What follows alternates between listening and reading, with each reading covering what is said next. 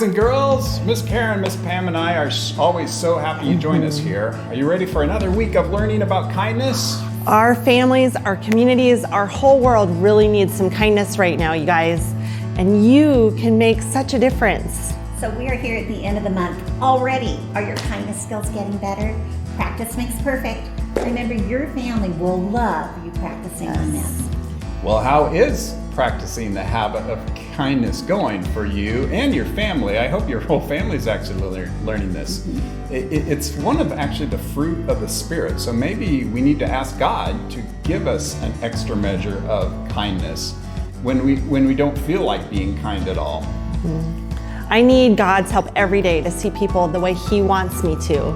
You might find today's story surprising. There's definitely a plot twist. Jesus did that on purpose to make sure we know that He values all people, no matter how different they are. So today's Bible story is one of my favorites. I want you guys to watch for the kindness actions, okay? It's pretty amazing. We will watch it in a little bit. First, we're going to listen to or sing and dance to this song about how everybody needs kindness. You guys ready? Here we go.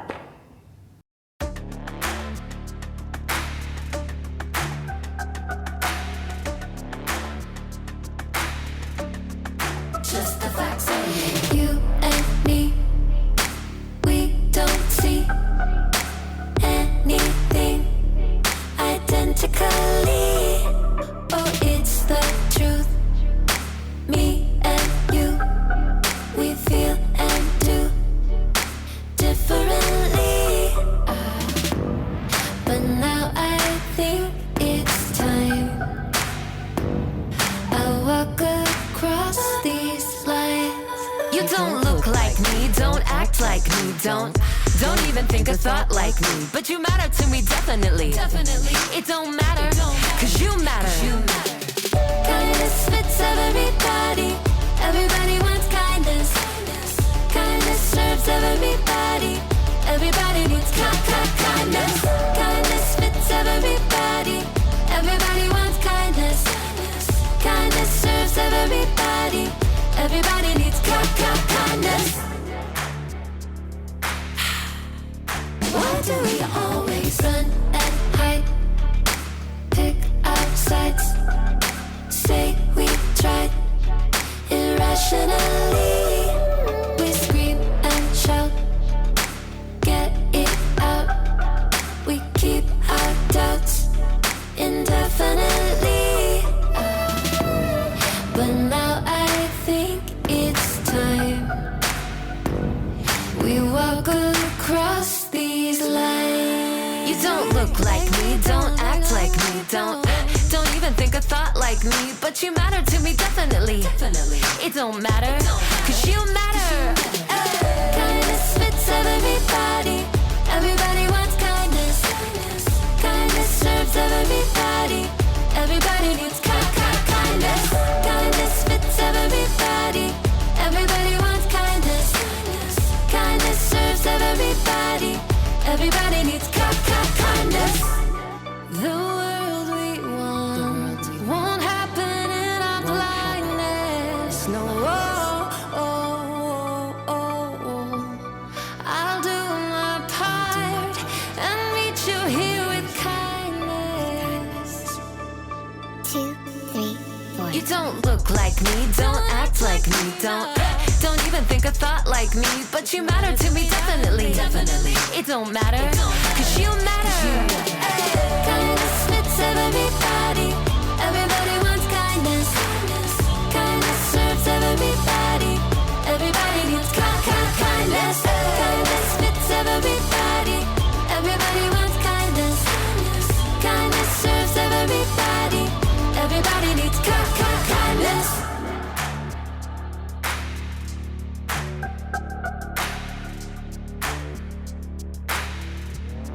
Boom, boom, boom, boom.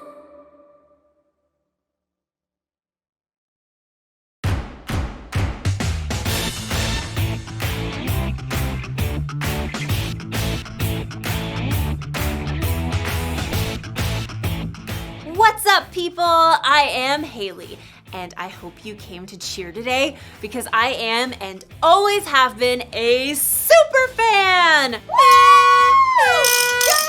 I'm telling you, the town I grew up in, we all rooted for the home team. We ate, drank, and slept orange. And whether we were there in the stands or watching from home, we cheered our hearts and our lungs out for our team. That's what's called kindness. Kindness is showing others they are valuable by how you treat them. And if you're wearing orange like me, you can expect some first-class treatment. But if you're wearing blue, then that means you're a fan of that other team. Our rivals. I can tell you what they're like. They're mean. They're cheaters. They eat broccoli.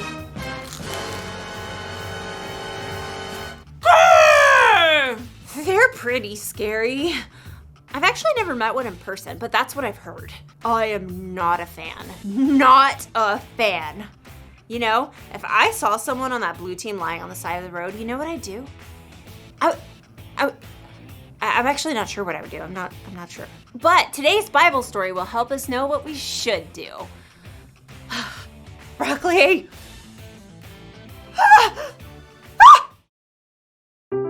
The Bible. It's 66 books of history, stories, letters, and poetry that fit together to form God's one big story. The epic adventure of how He created us and loves us so much that He made a way to rescue us.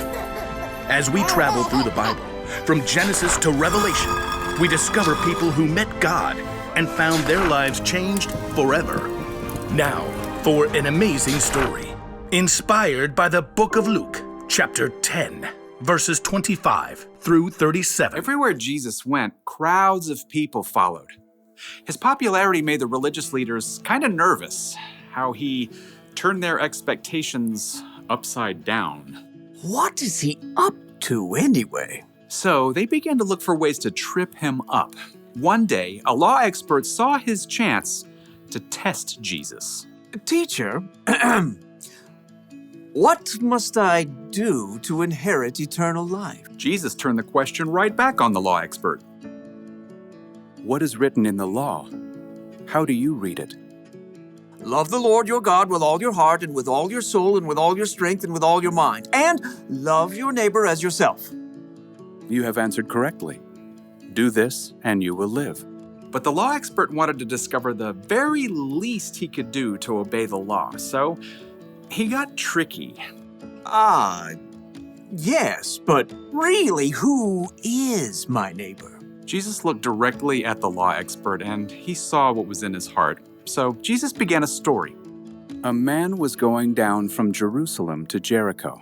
Now, if Jesus were to tell this story today, it might go something like this. There's a man that we'll call Ben, who needed to travel from Jerusalem to Jericho. It was a lonely, rugged road, but he was well prepared.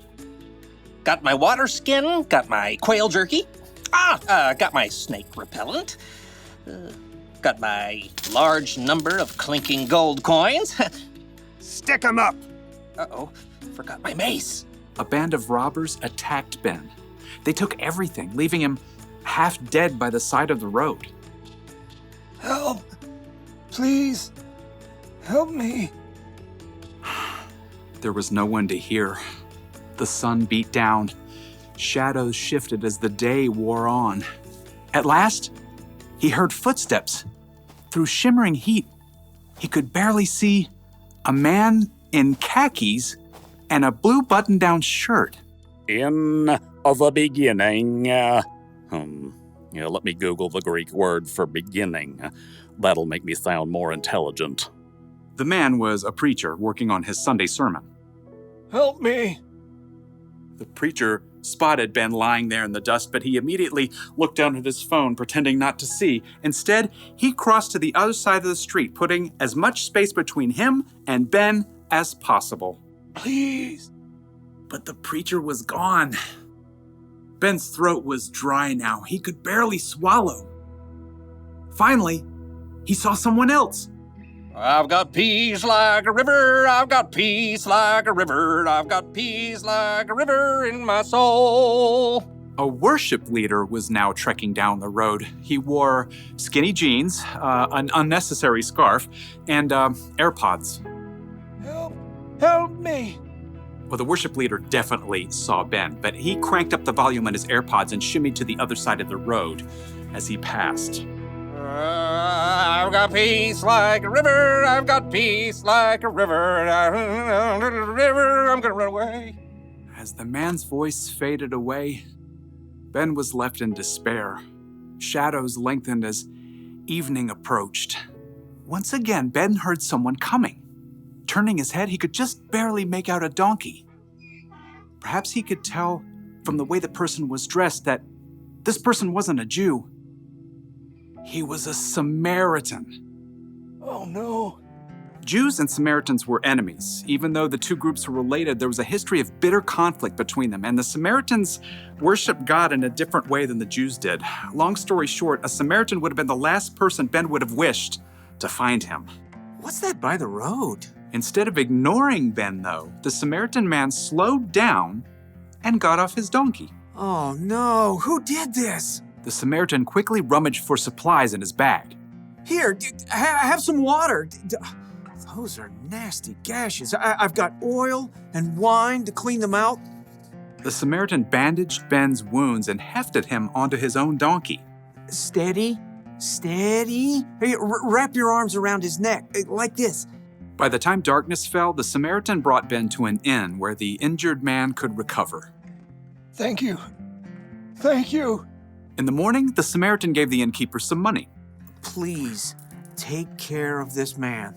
I'll return and pay you back for any extra expenses. Goodbye. Thank you. When Jesus finished the story, no one said a word. He looked directly at the law expert. Which of these three do you think was a neighbor to the man who fell into the hands of robbers? The law expert fidgeted. To admit that the Samaritan had acted as a true neighbor was to say that everyone is a neighbor, no matter how different they may be. I suppose, in this case, one would have to say, the man who had mercy on him. Go and do likewise. Jesus' story was clear. Love your neighbor as yourself isn't limited to just the people in your neighborhood. Your neighbor means anyone who needs you to show them God's love.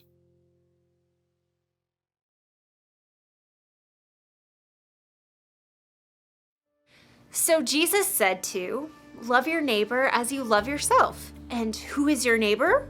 Well, it's the person who lives next door to you, or in your apartment building, or in your neighborhood, or the town you grew up in, or your country, or your planet. In short, your neighbor is everyone. That includes people who look different from you, people who believe different from you, people who have more money than you or less money than you, everyone. Jesus said we should go and be kind to all of those people. It kind of makes me think of the fans of that blue team. If I'm supposed to be kind to everyone, that includes them. But how?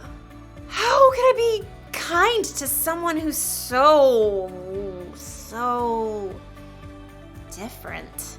Maybe I could try putting myself in their shoes. Whoa. Well, that's a start. What else can I do? Maybe I can find out more about the Blue fans so I can see what we have in common. Like, I'll bet they grew up rooting for their team just like I did. I'll bet they cheered their hearts and their lungs out. And I bet they ate, drank, and slept blue too. Maybe we're more alike than we think. Or maybe we're just different, and that's okay. In fact, it's incredible to know that there are billions of people with all kinds of differences all over the world. So here's the one thing for us to remember today. Be kind to people who are different from you. Don't just think about what you'd want or need. Put yourself in their jerseys and think about what they'd want or need. It really is possible to be kind to everyone, You know, I hate to admit it, but I look good in this color. And another thing, broccoli? It's really not that bad. Bye, superfans!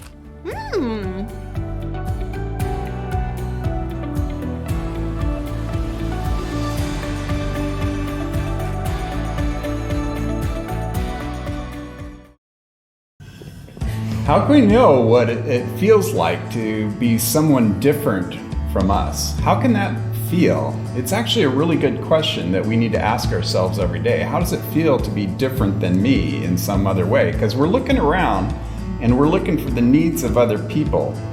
It's like they just said, it's kind of like putting on their jersey. So let's say our bottom line all together. Be kind to people who are different than you.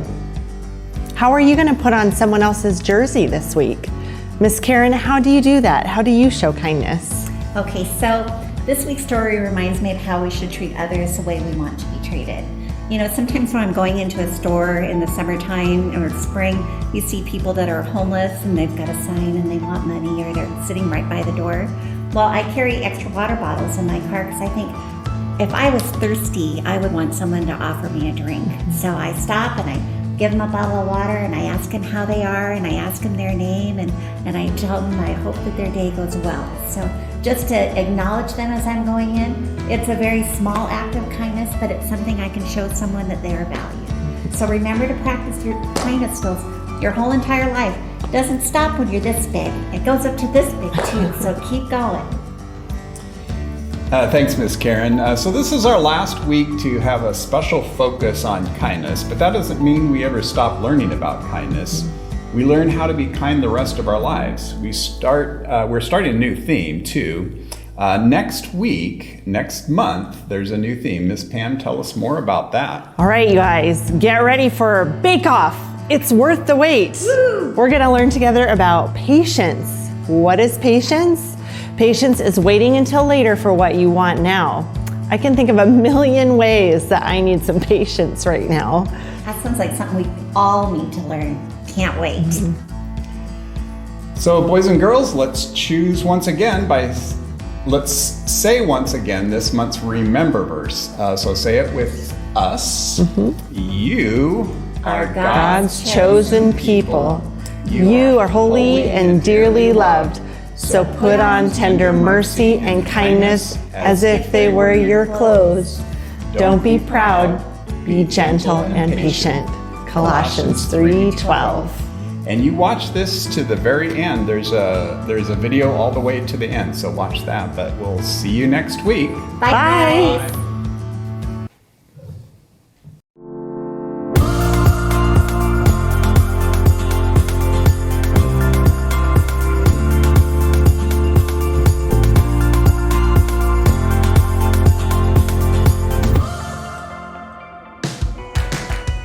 Dear God, Hallie is a great big sister.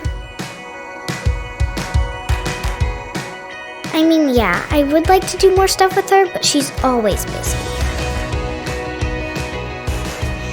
Not in a bad way, just that she's always got stuff going on. But she always takes me to school, checks on me, and is always there when I need her. So, when I found out she was worried about the volleyball tournament, I had a plan.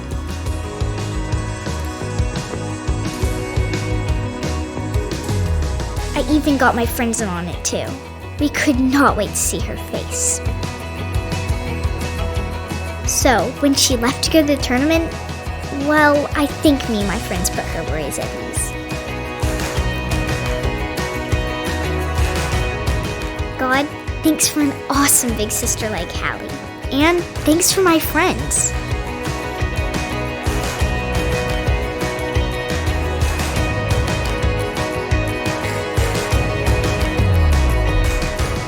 Oh, and you, God, you're the best cheerleader of all.